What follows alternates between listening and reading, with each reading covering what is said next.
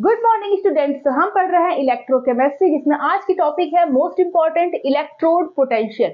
What is electrode potential और इसको कैसे मेजर किया जाता है। ठीक है, तो आज की क्लास में हम यही पढ़ेंगे। अगर आपने मेरे पिछले क्लासेस को अटेंड नहीं किया था तो मैं लिंक को आई बटन में डाल दूंगी, डिस्क्रिप्शन बॉक्स में डाल दूंगी, आप चेकआउट कर लेना। ठीक है, चलिए आज स्टार्ट करते हैं कि व्हाट इज इलेक्ट्रोड पोटेंशियल।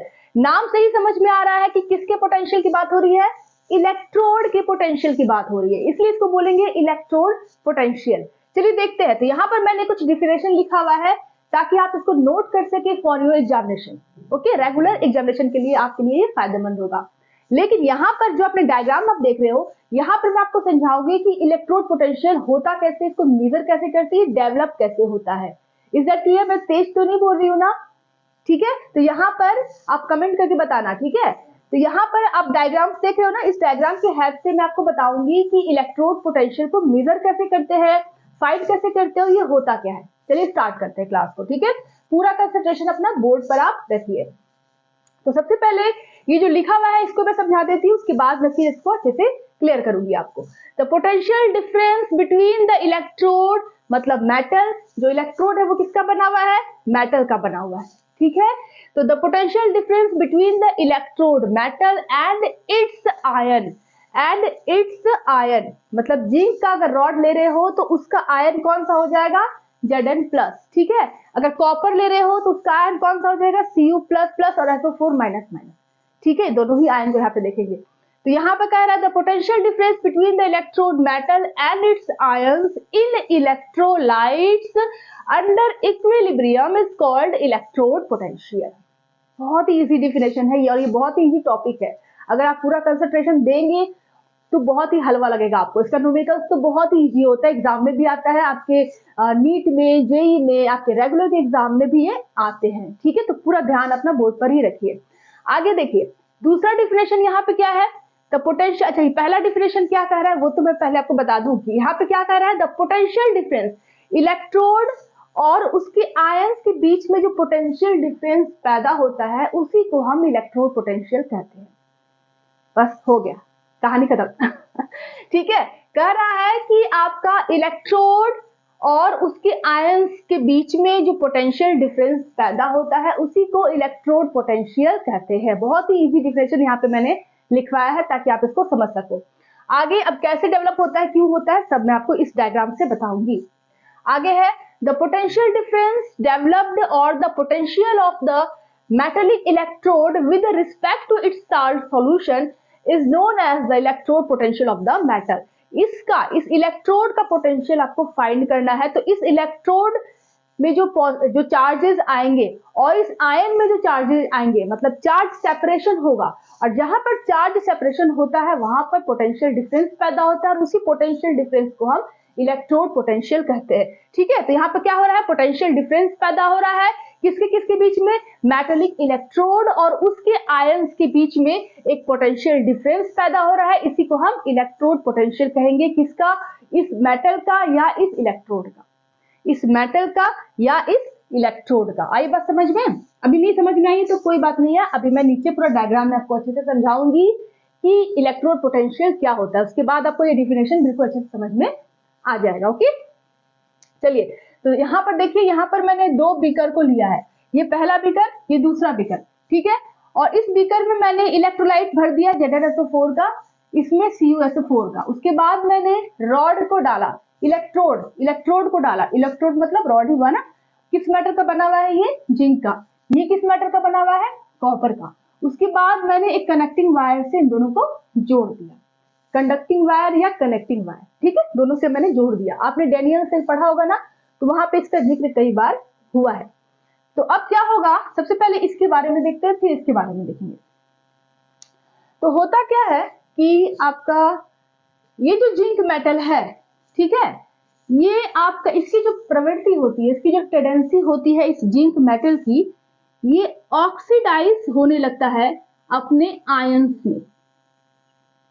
ठीक है, इसकी प्रॉपर्टी होती है इस जिंक की, ये ऑक्सीडाइज होने लगता है Zn+2 में और 2 इलेक्ट्रॉन को ये लूज करता है। तो जहां पर मेटल इलेक्ट्रॉन को लूज करे, इस प्रोसेस को हम कहेंगे ऑक्सीडेशन। ओके, जहां पर मेटल इलेक्ट्रॉन को लूज करता है, खो देता है अपने इलेक्ट्रॉन्स को और आयंस में कन्वर्ट हो जाता है, तो इस प्रोसेस को हम ऑक्सीडेशन प्रोसेस कहते हैं। तो यहाँ पर जिंक का क्या हो रहा है, ऑक्सीडेशन हो रहा है, क्योंकि यह इलेक्ट्रॉन को लूज कर रहा है, बाहर निकाल रहा है। ठीक है, दूसरी बात, इस जिंक मेटल के ऊपर आपको कौन सा चार्ज दिख रहा है, 0 चार्ज दिख रहा है। इस जिंक आयन के ऊपर कौन सा चार्ज है, +2 चार्ज है, मतलब इसका जो ऑक्सीडेशन नंबर है वो 0 है, इसका जो ऑक्सीडेशन नंबर है वो +2 है। तो यहाँ पर क्या हो रहा है कि ऑक्सीडेशन नंबर क्या हो रहा है, बढ़ रहा है। ऑक्सीडेशन नंबर जिंक से जिंक +2 में क्या हो रहा है, बढ़ रहा है। तो जहां पर ऑक्सीडेशन नंबर बढ़ता है, इस प्रोसेस को हम ऑक्सीडेशन कहते हैं। दो चीज मैंने आपको बताया, जब मेटल अपने इलेक्ट्रॉन को लूज करता है, खो देता है, तो इस प्रोसेस को ऑक्सीडेशन कहते हैं। या अगर ऑक्सीडेशन नंबर बढ़ रहा है, 0 से +2 हो रहा है, ऑक्सीडेशन नंबर बढ़ रहा है, तो इस प्रोसेस को भी हम ऑक्सीडेशन कहते हैं। तो दोनों ही प्रोसेस से ये क्या है, ऑक्सीडेशन प्रोसेस है। Is it clear? तो जिंक का ये मेटल है, टेंडेंसी है, ठीक है, जिंक की टेंडेंसी होती है कि वो अपने इलेक्ट्रॉन को लूज कर देता है और ऑक्सीडाइज हो जाता है Zn+2 में। तो यहाँ पर ऑक्सीडेशन हो गया आपका, अब कैसे हुआ वो देखिए। ये जो आपका जिंक रॉड है, इसमें बहुत सारे जिंक के एलिमेंट्स होंगे, जिंक के मेटल होंगे, जिंक के एटम्स होंगे इस रॉड में। ये जो रॉड इलेक्ट्रोड है, ये जिंक का बना हुआ है ना, तो इसमें बहुत सारे जिंक के एटम होंगे। तो ये जिंक के एटम जो होते हैं, ये बाहर इस सोल्यूशन में आने लगते हैं। कहाँ आने लगते हैं, ये जो इलेक्ट्रोलाइटिक सोल्यूशन आपने लिया है Zn2 का, इसमें ये जिंक के आयंस आने लगते हैं और अपने पीछे क्या छोड़ देते हैं, 2e इलेक्ट्रॉन्स को। ठीक है, 2e इलेक्ट्रॉन्स को पीछे छोड़ते जाते हैं, बाहर निकलते जाएंगे Zn+2 के फॉर्म में और 2e इलेक्ट्रॉन को पीछे की तरफ छोड़ते जाएंगे। ठीक है, तो एक समय ऐसा आएगा, पहले प्रोसेस में वो थोड़ा थोड़ा जिंक निकल रहा था, जैसे जैसे समय आगे बढ़ा, समय की रफ्तार आगे बढ़ी, तो ये जो जिंक रॉड जो है, इसमें से जितने भी जिंक एटम्स है, वो सारे के सारे जिंक एटम्स बाहर निकल गए इलेक्ट्रॉन को छोड़ छोड़ के, और ये पूरा का पूरा रॉड नेगेटिवली चार्ज में कन्वर्ट हो गया। होगा कि नहीं? अच्छा, सपोज दैट, ऐसे समझ में नहीं आएगा, ऐसा समझिए कि सपोज दैट ये जो जिंक रॉड है, इसमें 5 जिंक के एटम है। तो कुछ समय के बाद, पहले जो स्टार्ट हुआ रिएक्शन, तो पहले में पहला जिंक एटम बाहर निकला, जिंक+2 के फॉर्म में 2 इलेक्ट्रॉन छोड़ दिया। कुछ देर के बाद दूसरा जिंक एटम निकला, कुछ देर के बाद तीसरा जिंक एटम निकला, और बहुत देर के बाद सारे के सारे 5 जिंक एटम बाहर निकल गए, पीछे अपना क्या छोड़ दिए, इलेक्ट्रॉन को छोड़ दिए। तो जब सारे के सारे जिंक एटम बाहर निकल जाएंगे, तो जो जिंक रॉड है, इलेक्ट्रोड है, इसकी थिकनेस क्या हो जाएगी, पतली हो जाएगी, पतली होती जाएगी। ओके, तो यहाँ पर एक टाइम ऐसा आएगा, एक समय ऐसा आएगा कि ये पूरा का पूरा जो रॉड है वो निगेटिव चार्ज में कन्वर्ट हो जाएगा। ठीक है, पूरा का पूरा रॉड निगेटिवली चार्ज हो जाएगा, क्योंकि सारे आपके बाहर निकल गए। ठीक है, और बाहर सॉल्यूशन में क्या आपका बच गया, Zn+2, Zn+2, Zn+2, सारे के सारे जिंक बाहर निकल रहे हैं आयन के फॉर्म में। साथ ही इस Zns4 में भी आपका Zn++ है, SO4- है। तो पूरा जो सॉल्यूशन है वो पॉजिटिवली चार्ज हो गया, पूरा का पूरा सॉल्यूशन में पॉजिटिव हो गया। SO4- भी है, वो भी है, लेकिन उसकी संख्या कम हो गई ना, क्योंकि जिंक आयन की संख्या बहुत ज्यादा हो गई। एक तो रॉड से भी आ रहा है और दूसरा सॉल्यूशन में भी जिंक आयन है, तो पूरा जो सॉल्यूशन है उसमें पॉजिटिव चार्ज की संख्या जो है, नंबर ऑफ पॉजिटिव चार्ज, वो ज्यादा हो गया। तो इस सॉल्यूशन में नंबर ऑफ पॉजिटिव चार्ज ज्यादा हो गया, इस रॉड में नंबर ऑफ नेगेटिव चार्ज ज्यादा हो गया। बात समझ में आ रही है? इस रॉड में नेगेटिव चार्ज ज्यादा हो गया, इस सॉल्यूशन में पॉजिटिव चार्ज ज्यादा हो गया। तो आफ्टर सम टाइम्स क्या होता है कि यहाँ पर आपका ये जो है, यहाँ पर पॉजिटिव पॉजिटिव पॉजिटिव इस तरह से आपका इस रॉड के चारों तरफ ये इस तरह से चिपक जाता है। कौन? ये जिंक प्लस। अब ज्यादा संख्या में हो गया और यहाँ पे नेगेटिव है, यहाँ पे पॉजिटिव है, तो इलेक्ट्रोस्टैटिक फोर्स की वजह से सारे जिंक प्लस प्लस प्लस और अंदर माइनस माइनस माइनस, तो यहाँ पे चार्ज सेपरेशन होने लगता है। ठीक है, यहाँ पे चार्ज सेपरेशन, अंदर नेगेटिव बाहर पॉजिटिव, चार्ज सेपरेशन होने लगा। अब जहां पर चार्ज सेपरेशन होता है वहां पर क्या क्रिएट होता है, पोटेंशियल डिफरेंस पैदा होता है। और इसी पोटेंशियल डिफरेंस को हम इलेक्ट्रोड पोटेंशियल कहते हैं, इस इलेक्ट्रोड का, इस जिंक इलेक्ट्रोड का। Is that solve? ठीक है, ये आपका सॉल्व हो गया। मतलब क्या कह रहा है, फिर से बात को सुनिए, इज दैट क्लियर? यहाँ पे देखिए, जो आपका जो जिंक रॉड है इसमें नेगेटिव चार्ज हो गया, बाहर आपके जिंक प्लस आयंस है, तो वो पूरे जिंक प्लस आयंस आपके पॉजिटिव चार्ज है, तो इलेक्ट्रोस्टैटिक फोर्स लगने लगेगा और चार्ज सेपरेशन की वजह से यहाँ पर पोटेंशियल डिफरेंस पैदा होने लगेगा। अंदर नेगेटिव बाहर पॉजिटिव, दोनों के बीच में इलेक्ट्रोस्टैटिक फोर्स लग रहा है ना, तो चिपक जाएंगे पॉजिटिव चार्ज। ठीक है, जितना पॉजिटिव बाहर है उतना ही नेगेटिव अंदर है। कब? After some time. After some time मतलब अंडर इक्विलिब्रियम, अंडर इक्विलिब्रियम। इस टाइम पर, इक्विलिब्रियम के समय, यहां पर हम इसके वोल्ट मीटर के हेल्प से इस जिंक रॉड का पोटेंशियल डिफरेंस को मेजर करेंगे और जो आएगा वही इस जिंक रॉड का, इस इलेक्ट्रोड का इलेक्ट्रोड पोटेंशियल होगा। नहीं आया बात समझ में? चलिए फिर से बता देती हूँ आपको, अब जल्दी जल्दी बताऊंगी, बिल्कुल ध्यान से देखिएगा कि यहाँ पे जो जिंक आयन है, जिंक रॉड है ना, जिंक रॉड में बहुत सारे जिंक के मेटल होंगे, बहुत सारे जिंक के एलिमेंट्स होंगे, एटम्स होंगे, तो वो धीरे धीरे करके, समय के साथ साथ धीरे धीरे करके वो सॉल्यूशन में आते जाएंगे, क्योंकि वहां पे ऑक्सीडेशन हो रहा है जिंक का, और अपने पीछे वो इलेक्ट्रॉन्स को इस रॉड पर छोड़ते जाएंगे। तो कुछ समय के बाद, कब? जब इक्विलिब्रियम में होगा। इक्विलिब्रियम क्या होता है, पढ़ा आपने 11 में। इक्विलिब्रियम कंडीशन में क्या हो जाता है, ये होता है साइन इक्विलिब्रियम का, कि अब आपका खत्म कार्य हो गया। जैसे सपोज दैट 5 जिंक को निकलना था, 5 एलिमेंट से, 5 एटम से बना हुआ है ये रॉड, तो पांचों के पांचों जिंक जो है वो बाहर निकल गए, और 5 इलेक्ट्रॉन इनटू, मतलब यहाँ से मान लीजिए कि यहाँ पे आपका 5 जिंक है, तो 5 Zn प्लस बाहर निकल गया, तो यहाँ पे 10 इलेक्ट्रॉन को पीछे छोड़ दिया। ठीक है, इस तरह से कह रही कि पूरा जिंक जितना निकलना चाहिए था जिंक को, सारा जिंक बाहर निकल गया और अपने पीछे अपने इलेक्ट्रॉन्स को छोड़ दिया। अब जिंक बाहर नहीं निकलना है, अब जिंक सारा बाहर निकल गया, काम खत्म हो गया। अब इस टाइम पर, इस समय को हम नोट कर लेते हैं, तो वही आपका अंडर इक्विलिब्रियम होगा। अब यहाँ पर इक्विलिब्रियम सेटअप हो गया, जितना अंदर नेगेटिव उतना पॉजिटिव बाहर।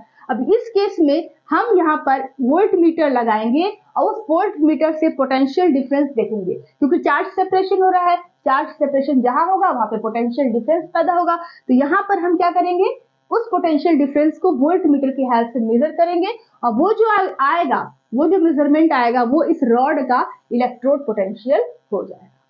ठीक है, आगे बात समझ में, ये समझ में आ रहा है ना कि इक्विलिब्रियम क्या होता है, ये आपने 11th में पढ़ा होगा। ठीक है, इक्विलिब्रियम के केस में जैसे सपोज दैट कि आपने पानी लिया गिलास में और आप चीनी को उसमें डालें, तो पहले 1 चम्मच चीनी डालेंगे तो वो घुल जाएगा, फिर 2 चम्मच चीनी डालेंगे गिलास में पानी में तो वो भी घुल जाएगा। लेकिन एक टाइम ऐसे आएगा कि चीनी डालोगे तो वो घुलेगा ही नहीं, क्योंकि वो इक्विलिब्रियम में चला गया। अब जितना आपको घुलना चाहिए था उस पानी में चीनी, वो घुल गया, अब चीनी डालेंगे तो वो नहीं घुलेगा, तो उसको बोलेंगे अंडर इक्विलिब्रियम। उसी तरीके से यहाँ पर जितना जिंक एटम था वो सब बाहर निकल गया, काम खत्म हो गया। अब चार्ज सेपरेशन होने लगा, अंदर नेगेटिव बाहर पॉजिटिव, तो यहाँ पे पोटेंशियल डिफरेंस पैदा हुआ, इसी को हम इलेक्ट्रोड पोटेंशियल कहेंगे। ठीक है, अब यहाँ पर ऑक्सीडेशन हो रहा था ना, तो इसको हम बोलेंगे ऑक्सीडेशन, ऑक्सीडेशन इलेक्ट्रोड पोटेंशियल, क्योंकि यहाँ पर ऑक्सीडेशन हो रहा है तो इसको बोलेंगे ऑक्सीडेशन इलेक्ट्रोड पोटेंशियल। अब आते हैं इस वाले बीकर के बारे में। ठीक है, यहाँ पर जो समझ में आ गया ऑक्सीडेशन इलेक्ट्रोड पोटेंशियल क्या है। अब इसमें क्या होता है कि आपको मैंने बताया कि यहाँ पे कंडक्टिंग वायर से अटैच होता है, तो यहाँ से इलेक्ट्रॉन्स यहाँ आते हैं, सबडेनियस सेल में मैंने आपको अच्छे से बताया है। तो इस रॉड से ये जो CuSO4 है, ये 2 आयन में ब्रेक हो जाते हैं, एक Cu++ और एक SO4- में। तो ये Cu++ जो है वो इस रॉड में जाने लगता है, क्यों? क्योंकि ऊपर से इलेक्ट्रॉन्स भी आ रहे हैं ना, तो ये इलेक्ट्रॉन्स लेगा, ये Cu++ रॉड से इलेक्ट्रॉन्स को लिया और किसमें कन्वर्ट हो गया, Cu सॉलिड में, मतलब Cu मेटल में। तो यहाँ पर क्या हो रहा है, मेटल का रिडक्शन हो रहा है, इलेक्ट्रॉन को ये एक्सेप्ट कर रहा है ये आयन, और ये कॉपर में कन्वर्ट हो रहा है। ठीक है, तो यहाँ पर जहां पे इलेक्ट्रॉन को लूज करते हैं वो ऑक्सीडेशन, जहां पे इलेक्ट्रॉन को एक्सेप्ट करते हैं, लेते हैं, वहां पर रिडक्शन। ठीक है, दूसरी बात, यहाँ पर इस कॉपर आयन का जो ऑक्सीडेशन नंबर है वो +2 है, यहाँ पर इस कॉपर मेटल का जो ऑक्सीडेशन नंबर है वो 0 है, तो +2 से 0 मतलब यहाँ पर रिडक्शन हो रहा है। ठीक है, आगे बात समझ में। तो ये क्या हो जाएगा आपका रिडक्शन। यहाँ पर इस वाले बीकर में क्या हो रहा है, रिडक्शन हो रहा है, इस वाले जार में क्या हो रहा है, रिडक्शन हो रहा है। तो होता क्या है कि ये Cu++ जो आयन है, जो इस सॉल्यूशन में Cu++ आयन है, वो सारे Cu+ आयन इस रॉड पर जाने लगते हैं और जाकर वहां पर चिपकने लगते हैं। क्यों चिपकते हैं? क्योंकि आप देख रहे हो कि ये Cu+ आयन इस इलेक्ट्रॉन को लिया, इस इलेक्ट्रॉन को, जो इलेक्ट्रॉन्स आ रहे हैं उनको लिया, दो इलेक्ट्रॉन को लिया और वो एक सॉलिड में कन्वर्ट हो गया, एक मेटल में कन्वर्ट हो गया, Cu में कन्वर्ट हो गया, कॉपर में कन्वर्ट हो गया। तो ये कॉपर क्या होगा कि पूरा इस रॉड पर चिपकने लगेगा, क्योंकि अब उस पर कोई चार्ज है नहीं, वो सॉलिडिफाई हो गया, तो वो इस रॉड पे चिपकने लगेगा आफ्टर सम टाइम। ठीक है, चिपकने लगा। तो यहाँ पर अब क्या होगा कि जितना भी इस इलेक्ट्रोलाइटिक सोल्यूशन में जितने भी Cu+ थे, उस सब के सब आफ्टर सम टाइम, टाइम का याद रखिएगा, स्टार्टिंग में ही ऐसा नहीं होगा, कुछ देर के बाद, ठीक है, वो सारे के सारे Cu+ इस रॉड पर आकर चिपक गए as a form of copper metal. तो इसकी थिकनेस इससे क्या हो जाएगी, बढ़ जाएगी, क्या हो जाएगी, मोटी हो जाएगी, थिकनेस इसकी बढ़ जाएगी, क्योंकि यहाँ पर ये कॉपर का ही रॉड है। किसका रॉड है? ये कॉपर का रॉड है, और कॉपर ही सॉलिडिफाई होकर चिपक रहा है इसके ऊपर। तो आफ्टर सम टाइम इसके जो थिकनेस है, इसका जो वेट है इस इलेक्ट्रोड का, वो बढ़ जाएगा, मोटा हो जाएगा। ये बात समझ में आ गई? आगे देखो, तो कुछ देर के बाद जब इक्विलिब्रियम सेट होता है, जितने भी Cu+ आयंस होंगे सॉल्यूशन में, जितने भी Cu+ आयंस होंगे, सब के सब कुछ देर के बाद चिपक जाएंगे कॉपर के फॉर्म में। तो पीछे अपने क्या छोड़कर जाएंगे? Cu+ जो है इलेक्ट्रॉन लिया और Cu बना लिया, तो बचा क्या इस सॉल्यूशन में? क्या बचा, जरा बताओ तो क्या बचा इस सॉल्यूशन में? बचा SO4-। सारे Cu+ तो इलेक्ट्रॉन लिए, Cu में कन्वर्ट होकर चिपक गए, तो बचा आपका SO4-, ये वाला आयन। ठीक है, तो ये जो SO4-, आयन है, अभी पूरे सॉल्यूशन में आपके SO4-, भर जाते हैं। यहाँ पर पूरे सॉल्यूशन में SO4-, ही आपको दिखेंगे आफ्टर सम टाइम। ओके, कुछ देर के बाद जब पूरे के पूरे कॉपर आयन कॉपर में कन्वर्ट हो गए, तो इस सॉल्यूशन में केवल SO4-, ही दिखेंगे। तो ये पूरा सॉल्यूशन में मैक्सिमम संख्या किस आयन की होगी? SO4-, की होगी। तो फिर यहाँ पर जितने भी इलेक्ट्रॉन्स आ रहे थे, जितने भी इलेक्ट्रॉन्स थे, वो कॉपर आयन को कॉपर में कन्वर्ट कर दिए। अब इसमें इलेक्ट्रॉन खत्म हो गया कुछ देर के बाद, समय का याद रखिएगा, तुरंत ऐसा नहीं होगा, आफ्टर सम टाइम ये पूरे इलेक्ट्रॉन्स खत्म हो गए, क्योंकि ये पूरा का पूरा कॉपर आयन किसमें कन्वर्ट हो गया? कॉपर मेटल में कन्वर्ट होकर इस रॉड पर चिपक गया। आ गई बात समझ में? पूरे के पूरे रॉड पे चिपक गया, तो कॉपर आयन खत्म, इलेक्ट्रॉन्स भी खत्म, इक्विलिब्रियम कंडीशन आ गई। तो उस केस में यहाँ पर अंदर की तरफ अब कुछ है नहीं, मतलब कि पॉजिटिव चार्ज, कुछ नहीं है, मतलब पॉजिटिव चार्ज हो गई, इलेक्ट्रॉन खत्म हो गया तो पॉजिटिव चार्ज हो गई। लेकिन बाहर इस सॉल्यूशन में आपको क्या नजर आ रहा है? क्या बच गया है? Negative charge, SO4-। नहीं समझ में आया? फिर से समझिए। अब जितने भी इस इलेक्ट्रोलाइटिक सॉल्यूशन में Cu++ था, वो इस रॉड के इलेक्ट्रॉन्स को लेकर Cu में कन्वर्ट होकर इस पर चिपक गया, इसकी थिकनेस बढ़ गई है। तो समझ में आ रहा है आपको? लेकिन सॉल्यूशन में बचा क्या? नेगेटिव आयंस बचा, SO4-। तो पूरा जो सॉल्यूशन है वो नेगेटिवली चार्ज हो गया। अंदर जितने इलेक्ट्रॉन्स थे वो खत्म हो गए कॉपर को बनाने में, कॉपर मेटल को बनाने में। तो अंदर क्या बचा? Positive charge. कुछ नहीं है मतलब पॉजिटिव चार्ज, नेगेटिव तो खत्म हो गया ना, कुछ नहीं है मतलब पॉजिटिव चार्ज, और बाहर आपके SO4-, मतलब नेगेटिव चार्ज।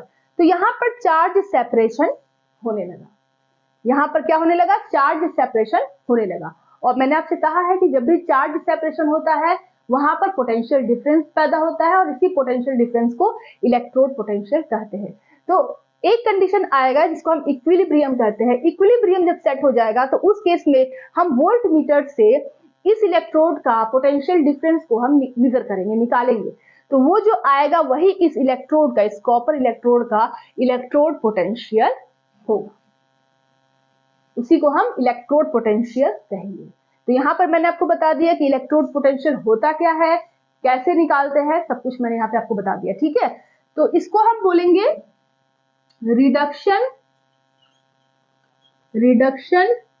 Electrode potential. अब जल्दी से इसको नोट कर लीजिए ताकि मैं इसको आगे बताऊं, ठीक है। अगर आपको नोट करना है तो नोट करो। तो स्टूडेंट्स, तो आपको यहाँ तक तो बात समझ में आ गई। आपने देखा कि ये जो इलेक्ट्रोड्स है, ये जिंक का इलेक्ट्रोड, ये कॉपर का इलेक्ट्रोड, ये इलेक्ट्रिसिटी को कंडक्ट तो कर ही रहा है, इलेक्ट्रिसिटी को फ्लो करवाने में हेल्प कर ही रहा है, लेकिन साथ में रिएक्शन में भी पार्टिसिपेट कर रहा है, साथ में रिएक्शन में भी पार्टिसिपेट कर रहा है। ये जो जिंक के इलेक्ट्रोड है, कॉपर के इलेक्ट्रोड है, ये इलेक्ट्रिसिटी को कंडक्ट कर रहा है, साथ ही रिएक्शन में भी पार्टिसिपेट कर रहा है, ठीक है। तो इनको हम इलेक्ट्रोड्स कहेंगे। लेकिन कुछ इलेक्ट्रोड्स ऐसे होते हैं, कुछ इलेक्ट्रोड्स ऐसे होते हैं जो केवल इलेक्ट्रिसिटी को कंडक्ट करते हैं, ठीक है, जो करंट को फ्लो कराने में हेल्प करते हैं, लेकिन रिएक्शन में पार्टिसिपेट नहीं करते हैं, जो रिएक्शन में पार्टिसिपेट तो नहीं करते हैं लेकिन इलेक्ट्रिसिटी को कंडक्ट करते हैं। इस तरह के इलेक्ट्रोड को हम बोलते हैं इनर्ट इलेक्ट्रोड। इस तरह के इलेक्ट्रोड को हम बोलेंगे इनर्ट इलेक्ट्रोड। जैसे एग्जांपल है आपका प्लैटिनम का या ग्रेफाइट का, ठीक है। ग्रेफाइट और प्लैटिनम के जो इलेक्ट्रोड्स होते हैं, ये रिएक्शन में पार्टिसिपेट तो नहीं करते हैं लेकिन इलेक्ट्रिसिटी को कंडक्ट कराते हैं, फ्लो कराते हैं, तो इनको हम बोलेंगे इनर्ट इलेक्ट्रोड, ठीक है। अब यहाँ पर मैंने डिफरेंशियल अच्छे से आपको समझा दिया था ना कि potential difference between electrode, metal and it's ion, potential difference between electrode and it's ion, potential difference between the electrode and its ions is called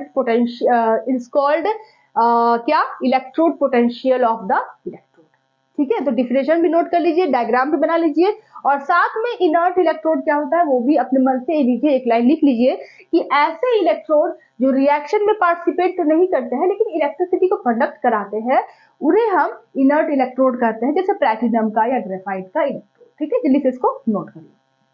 तो स्टूडेंट्स, तो अभी आपने देखा कि आपने जिंक का इलेक्ट्रोड पोटेंशियल, कॉपर का इलेक्ट्रोड पोटेंशियल आपने कैसे निकाला, ठीक है। तो क्या इलेक्ट्रोड पोटेंशियल हमेशा फिक्स रहता है, वो चेंज नहीं होता है? ऐसा नहीं है।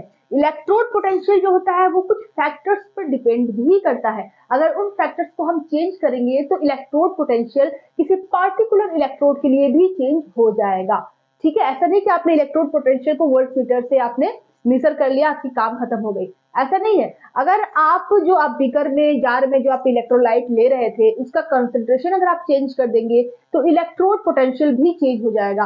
अगर आप टेम्परेचर चेंज कर देंगे तो इलेक्ट्रोड पोटेंशियल भी चेंज हो जाएगा। अगर आपने आयंस ही चेंज कर दिया तब भी आपकी इलेक्ट्रोड पोटेंशियल चेंज हो जाएगी। तो ओवरऑल कहने का मतलब ये है कि किसी भी रॉड का, किसी भी इलेक्ट्रोड का इलेक्ट्रोड पोटेंशियल फिक्स नहीं होता है, वो कुछ फैक्टर्स पे डिपेंड करता है। अगर हम फैक्टर्स को चेंज करेंगे तो इलेक्ट्रोड पोटेंशियल भी चेंज हो जाएगा। Is that clear? तो यहाँ पर आपका, मैं अपने अगले क्लास में जब मैं आगे पढ़ाऊंगी तो आपको ये सब नर्सिफिकेशन वगैरह काफी डिटेल से बताऊंगी। तो अब यहाँ पे थोड़ा बहुत बता देती हूँ क्योंकि इसके बाद मुझे आपको इसके न्यूमेरिकल्स भी थोड़े बहुत बताने हैं, ठीक है। तो जो फैक्टर्स अफेक्टिंग क्या है, जो इलेक्ट्रोड पोटेंशियल पे जो फैक्टर्स अफेक्ट करते हैं कौन कौन से, जैसे कि nature of metal and it's ion. अगर आप मेटल को चेंज कर दे, जैसे जिंक है तो इसके लिए इलेक्ट्रोड पोटेंशियल दूसरा आएगा, आयरन है तो इसके लिए इलेक्ट्रोड पोटेंशियल दूसरा आएगा। लेकिन आयरन में भी दो है, एक आयरन Fe++, एक आयरन Fe+++। मतलब ये कि जो आपका बीकर है, ठीक है, इसमें जो आप रॉड ले रहे हो, ठीक है, इसमें जो आप रॉड ले रहे हो सकता है वो जो रॉड है वो आयरन का है, ठीक है, ये रॉड जो इलेक्ट्रोड है वो आयरन का है। लेकिन इसमें जो सॉल्यूशन आप ले रहे हो, अगर आपने यहाँ पर फेरिक आयन ले लिया, फेरिक आयन का इलेक्ट्रोलाइटिक सॉल्यूशन ले लिया, तो इस केस में इसका जो इलेक्ट्रोड पोटेंशियल है वो अलग होगा। अगर आपने यहाँ पे फेरस आयन वाला इलेक्ट्रोलाइट ले लिया, जैसे FeSO4 ले लिया, तो यहाँ पर आपका जैसे FeSO4 ले लिया, ठीक है, फेरस आयन वाला यहाँ पर आपने इलेक्ट्रोलाइट ले लिया, तो इस केस में अगर आप मेजर करोगे तो इसका इलेक्ट्रोड पोटेंशियल दूसरा होगा। नहीं समझ में आया बात मैं क्या कह रही हूँ? चलिए फिर से बताती हूँ, बहुत ध्यान से बोर्ड पर देखिए, ठीक है। काफी बच्चों को समझ में आ गया होगा, कुछ बच्चों को अगर नहीं समझ में आया है तो यहाँ पे फिर से देखिए। मेरे कहने का मतलब ये कि अगर आप मेटल चेंज करते हैं, ठीक है, तो वहां पे इलेक्ट्रोड पोटेंशियल डिफरेंस होगा। जैसे जिंक का है तो जिंक का अलग होगा, कॉपर का अलग होगा, आयरन का अलग होगा। लेकिन अगर हम उसके आयन को चेंज कर दें, जो इलेक्ट्रोलाइट आप ले रहे हो बीकर में, वो अगर हम चेंज कर दें, उसके आयंस को चेंज कर दे, आयंस मतलब Fe++ हो सकता है या Fe+++ हो सकता है, उसके आयन को चेंज कर दे तो उस केस में जो इलेक्ट्रोड पोटेंशियल है वो भी चेंज हो जाएगा। जैसे एग्जांपल अगर मैं आपका लूं कि ये आपका जार है, इसमें आपने आयरन इलेक्ट्रोड को लिया है। कौन सा इलेक्ट्रोड है ये? आयरन का इलेक्ट्रोड है, ठीक है। अब इसमें जो आप इलेक्ट्रोलाइट भर रहे हो, इलेक्ट्रोलाइटिक सोल्यूशन ले रहे हो, उसमें आपकी फेरिक आयन है, फेरिक आयन। ये क्या होगा? इसको क्या बोलते हैं? Ferric ion. इसको क्या बोलते हैं? Ferrous ion. कम वाले को फेरस, ज्यादा वाले को फेरिक। तो आयरन ये भी है, आयरन ये भी है, लेकिन इसमें जो इलेक्ट्रोलाइटिक सोल्यूशन आपने लिया है इस बीकर में, उसमें फेरिक आयन है। तो उस केस में जो इसका इलेक्ट्रोड पोटेंशियल होगा, इसका जो इलेक्ट्रोड पोटेंशियल होगा, इस रॉड का, इस इलेक्ट्रोड का जो इलेक्ट्रोड पोटेंशियल होगा वो कुछ होगा, दूसरा होगा। लेकिन अगर आपने यहाँ पे फेरिक हटा के यहाँ पे फेरस आयन को ले लिया, जैसे FeSO4 का सॉल्यूशन ले लिया, FeSO4 मतलब फेरस सल्फेट ले लिया, फेरिक सल्फेट ना लेके फेरस सल्फेट ले लिया, तो उस केस में इसका इलेक्ट्रोड पोटेंशियल चेंज हो जाएगा, दूसरा होगा। आई बात समझ में? पहले आपने फेरिक सल्फेट लिया था तो दूसरा इलेक्ट्रोड पोटेंशियल आ रहा था, फिर अगर आपने फेरस सल्फेट ले लिया तो दूसरा इलेक्ट्रोड पोटेंशियल आ रहा है। सेम आपका जिस रॉड का जो मेटल बना हुआ है उसी का आपने यहाँ पे साल्ट लिया हुआ है। आई बात समझ में? तो आयन चेंज होंगे तो इलेक्ट्रोड पोटेंशियल भी चेंज होगा, मेरे कहने का यही मतलब है। आई बात समझ में? ठीक है, आगे देखिए concentration of ion. Concentration of ions को हम इस तरह से बड़े ब्रैकेट में दिखाएंगे, और कैपिटल M मतलब मेटल, N+ का मतलब जितना चार्ज इसके ऊपर होगा वो यहाँ पे हम मेंशन करेंगे। तो कंसंट्रेशन ऑफ आयन, तो यहाँ पर अगर हमने कंसंट्रेशन चेंज कर दिया इस इलेक्ट्रोलाइटिक सॉल्यूशन का, तो इस इलेक्ट्रोड का इलेक्ट्रोड पोटेंशियल भी चेंज हो जाएगा। जैसे अगर 1 M कंसंट्रेशन आपने लिया तो उस केस में इसका इलेक्ट्रोड पोटेंशियल कुछ होगा, 2 M लिया तो उस केस में इसका इलेक्ट्रोड पोटेंशियल चेंज हो जाएगा। ऐसा नहीं कि आपने यहाँ पे कंसंट्रेशन आप वेरी कर रहे हो लेकिन इलेक्ट्रोड पोटेंशियल आपका सेम टू सेम है, ऐसा नहीं होगा। कंसंट्रेशन चेंज होगा इस इलेक्ट्रोलाइटिक सॉल्यूशन का तो इलेक्ट्रोड पोटेंशियल भी चेंज होगा, ठीक है। तो यहाँ पर हम इस चीज को पढ़ेंगे किसमें? नर्स इक्वेशन में। Very very important, very very important reaction है ये, अरे इक्वेशन है ये, नर्स इक्वेशन। इसका मतलब क्या होता है? ये रिलेशनशिप है chemical thermodynamical, chemical thermodynamical relationship है। केमिकल मतलब कंसंट्रेशन वगैरह होगा, थर्मोडायनेमिकल मतलब गिफ्ट फ्री एनर्जी वगैरह होगी। तो यहाँ पे केमिकल थर्मोडायनेमिकल रिलेशनशिप को ही हम नर्स इक्वेशन यहाँ पे कहते हैं। ये मैं अपने अगले क्लास में आपको बताऊंगी, ठीक है। तो क्या है कि नर्स इक्वेशन में रिडक्शन पोटेंशियल इलेक्ट्रोड का और स्टैंडर्ड इलेक्ट्रोड पोटेंशियल के बीच में रिलेशनशिप फाइंड की जाती है। रिडक्शन पोटेंशियल और स्टैंडर्ड इलेक्ट्रोड पोटेंशियल क्या होता है? सब इलेक्ट्रोड पोटेंशियल तो मैंने आपको बता दिया, स्टैंडर्ड इलेक्ट्रोड पोटेंशियल में आपको अभी बताने जा रही हूँ, ठीक है। तो इसके बीच में रिलेशनशिप होता है नर्स इक्वेशन में, जो मैं आपको अगले क्लास में बताऊंगी, ओके। अब ये तीसरा क्या है? यहाँ तक समझ में आ गया ना कि कंसंट्रेशन चेंज करोगे अगर इलेक्ट्रोलाइट का तो इलेक्ट्रोड पोटेंशियल भी चेंज होगा। पहला आयन चेंज करोगे तब इलेक्ट्रोड पोटेंशियल चेंज होगा, दूसरा कंसंट्रेशन चेंज करोगे तब इलेक्ट्रोड पोटेंशियल चेंज होगा, तीसरा टेम्परेचर चेंज करोगे। अच्छा यहाँ पे एक और चीज है कि अगर आपने इस इलेक्ट्रोलाइटिक सॉल्यूशन में सॉल्यूशन ना लेके गैस ले लिया तो वहां पे हम पार्शियल प्रेशर को मेजर करेंगे, पार्शियल प्रेशर से हम आगे की कहानी पढ़ेंगे। आई बात समझ में? आगे देखो टेम्परेचर, टेम्परेचर घटाया बढ़ाया तो उससे भी चार्ज सेपरेशन घटेगा बढ़ेगा और पोटेंशियल डिफरेंस भी घटेगा बढ़ेगा और उससे इलेक्ट्रोड पोटेंशियल भी चेंज होगा, वैरी होगा। तो टेम्परेचर पे बहुत बड़ा रोल है टेम्परेचर का। एक रूम टेम्परेचर ले सकते हो या आप टेम्परेचर को बढ़ा सकते हो, ठीक है। तो टेम्परेचर घटाओगे बढ़ाओगे तो उसका बहुत ज्यादा प्रभाव आपके रिएक्शन में पड़ेगा। आपको पता है कि केमिकल रिएक्शन के लिए टेम्परेचर कितना इंपॉर्टेंट है। तो केमिकल रिएक्शन टेम्परेचर पे चेंज होगा, ठीक है। और जब केमिकल रिएक्शन चेंज होने लगा तो इलेक्ट्रोड का इलेक्ट्रोड पोटेंशियल भी चेंज होने लगेगा।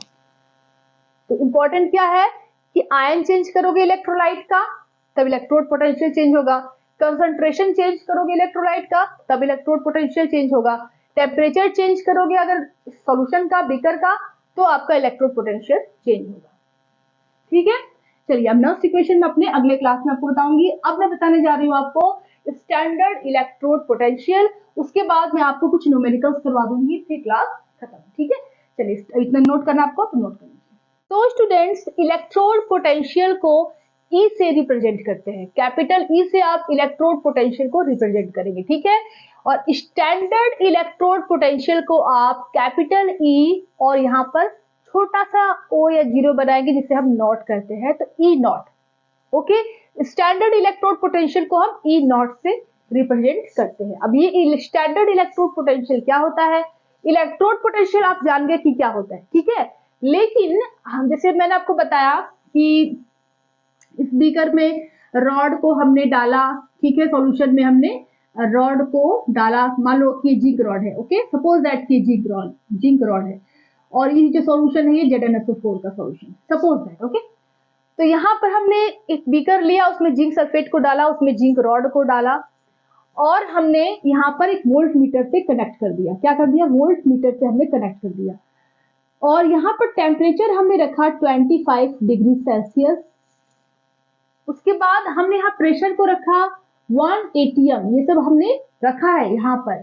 जब ये एक्सपेरिमेंट हम कर रहे हैं, हम एक बीकर लिए, उसमें ZnSO4 का सॉल्यूशन डाले, उसके अंदर हमने जिंक रॉड को डाला और उसे हमने वोल्ट मीटर से कनेक्ट कर दिया। अब टेम्परेचर यहाँ पे हमने फिक्स कर दिया, थर्मामीटर से देखा, टेम्परेचर फिक्स कर दिया 25 डिग्री सेल्सियस। और प्रेशर हमने मेजर किया तो 1 एटमॉस्फेरिक प्रेशर हमने यहाँ पे रखा है। साथ में हमें सॉल्यूशन का, इस इलेक्ट्रोलाइट का जो कंसंट्रेशन है वो 1 m रखे हैं, 1 मोल पर लीटर या 1 मोलर कंसंट्रेशन, ठीक है।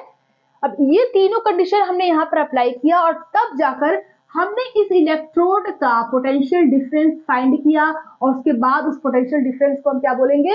Electrode potential. मतलब हमने इलेक्ट्रोड पोटेंशियल हमने फाइंड किया, ठीक है।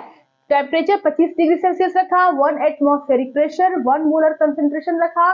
उसके बाद हमने इस जिंक रॉड का इलेक्ट्रोड पोटेंशियल फाइंड किया, और वो जो इलेक्ट्रोड पोटेंशियल आया उसे ही हम बोलेंगे standard electrode potential. Standard electrode potential का मतलब कि टेम्परेचर 25 डिग्री सेल्सियस हो, प्रेशर 1 एटमॉस्फेरिक हो, कंसंट्रेशन 1 मोलर हो, इसी को हम बोलेंगे स्टैंडर्ड इलेक्ट्रोड पोटेंशियल। बहुत आसान। इलेक्ट्रोड पोटेंशियल ई हो गया। लेकिन जब आप इन तीनों चीजों को फिक्स कर लेंगे और फिक्स करने के बाद जब आप इलेक्ट्रोड पोटेंशियल फाइंड करेंगे, उस इलेक्ट्रोड पोटेंशियल को हम स्टैंडर्ड इलेक्ट्रोड पोटेंशियल कहते हैं, जिसे हम ई नॉट से रिप्रेजेंट करते हैं, ठीक है। आगे बात समझ में कि स्टैंडर्ड क्या होता है। तो यहाँ पर हमने तीनों चीजों को फिक्स कर दिया। अब इसके पहले, थोड़ी देर पहले मैंने आपको बताया, थोड़ी देर पहले, कि कंसंट्रेशन वैरी करने पर, टेम्परेचर को वैरी करने पर, फिर आपका प्रेशर को वैरी करने पर या आयंस को वैरी करने पर आपका इलेक्ट्रोड पोटेंशियल चेंज होता है। ये मैंने आपको बताया कि ये सब चीजें चेंज होगा तो चेंज होगा इलेक्ट्रोड पोटेंशियल। कंसंट्रेशन चेंज करो, प्रेशर चेंज करो, टेम्परेचर चेंज करो, ठीक है, आपके इलेक्ट्रोलाइटिक आयंस चेंज करो तो आपके इलेक्ट्रोड पोटेंशियल चेंज होंगे। लेकिन अगर हम फिक्स कर दे, कंसंट्रेशन फिक्स कर दे, कितना? 1 m, इलेक्ट्रोलाइटिक सोल्यूशन का कंसंट्रेशन फिक्स कर दे और प्रेशर भी अगर हम फिक्स कर दे 1 एटमॉस्फेरिक, टेम्परेचर भी अगर हम फिक्स कर दे 25 डिग्री सेल्सियस, और तब जाकर अगर हम इलेक्ट्रोड पोटेंशियल को फाइंड करेंगे तो वो इलेक्ट्रोड पोटेंशियल कहलाएगा स्टैंडर्ड इलेक्ट्रोड पोटेंशियल, जिसे हम ई नॉट से रिप्रेजेंट करते हैं। इससे हम इलेक्ट्रोड पोटेंशियल को ई से और स्टैंडर्ड इलेक्ट्रोड पोटेंशियल को ई नॉट से रिप्रेजेंट करते हैं। आगे बात समझ में? ठीक है, चलिए। तो यहाँ पर पहला कंसंट्रेशन को हम ऐसे रिप्रेजेंट करते हैं, बड़े ब्रैकेट में कैपिटल M क्या है? मैटर, L प्लस क्या है? Number of charge. तो अगर कंसंट्रेशन इफ यहाँ लिख दीजिए, इफ, यदि कंसंट्रेशन 1 मोल पर लीटर हो, फिक्स हो, प्रेशर आपका 1 एटमॉस्फेरिक या 1 बार फिक्स हो, टेम्परेचर आपका 298 केल्विन या 25 डिग्री सेल्सियस फिक्स हो, तो ये तीनों कंडीशन अगर फिक्स हो तो उस समय जो इलेक्ट्रोड पोटेंशियल होगा उसे हम स्टैंडर्ड इलेक्ट्रोड पोटेंशियल कहेंगे, जिसे हम ई नॉट से रिप्रेजेंट करते हैं। आ गई बात समझ में? अब यहाँ पर जरा ध्यान दीजिए, ये है ऑक्सीडेशन रिएक्शन, ये है रिडक्शन रिएक्शन। तो डैनियल सेल में आपका लेफ्ट वाले में ऑक्सीडेशन होता है, राइट वाले में रिडक्शन होता है। लोन याद आया? लोन मैंने बताया सब आपको।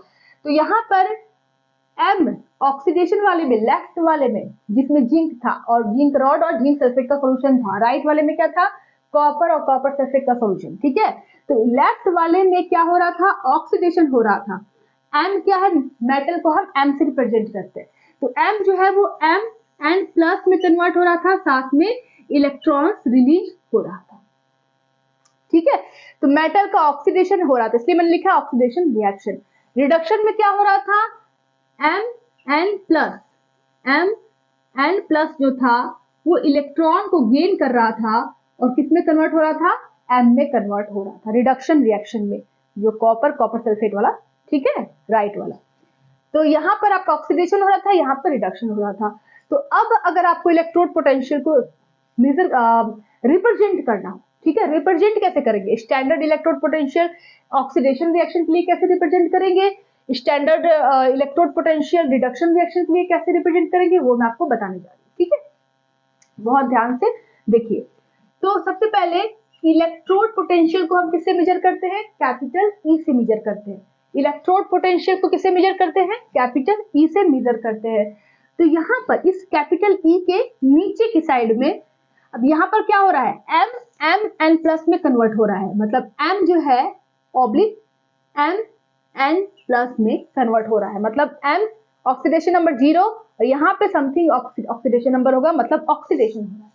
समझ में आ रही है बात, Mn+ में कन्वर्ट हो रहा है, तो इस तरह से आप लिखेंगे। तो ये हो गया आपका स्टैंडर्ड, सॉरी, ये हो गया आपका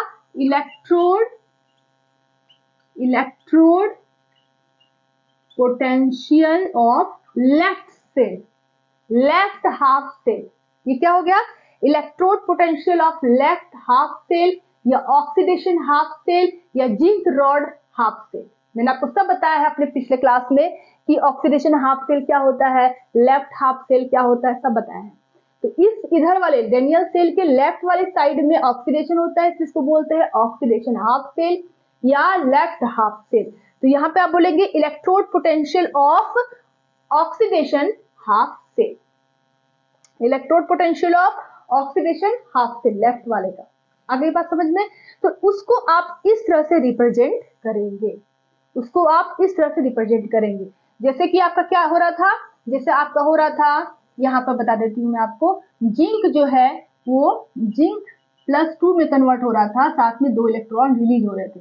तो इसको कैसे रिप्रेजेंट करेंगे, ऐसे कैपिटल ई, जिंक जो है, जिंक का ऑक्सीडेशन हो रहा है Zn+2 में, तो इसी को आप बोलेंगे electrode potential of oxidation half cell, electrode potential of oxidation half cell, सब शॉर्ट में लिखा है मैंने, electrode potential of oxidation half cell the left cell, ये चीज बताएगा। Zn/Zn++, ये क्या है, इलेक्ट्रोड पोटेंशियल है, किसका, जिंक वाले हाफ सेल का। आगे बात समझ में, लेफ्ट वाले हाफ सेल का। तो ये आपका हो गया स्टैंडर्ड इलेक्ट्रोड पोटेंशियल। ठीक है, अब सॉरी ये हो गया आपका इलेक्ट्रोड पोटेंशियल, क्योंकि ई है ना, कैपिटल ई है ना, तो ये हो गया electrode potential. Standard electrode potential क्या होगा, कुछ नहीं होगा, बस यहाँ पे 0 कर दो, हो गया। आई बात समझ में, स्टैंडर्ड के केस में सब कुछ आप फिक्स रखेंगे, कंसंट्रेशन, प्रेशर, टेम्परेचर, तीनों चीज फिक्स रखेंगे, तो उस केस में क्या हो जाएगा, स्टैंडर्ड इलेक्ट्रोड पोटेंशियल।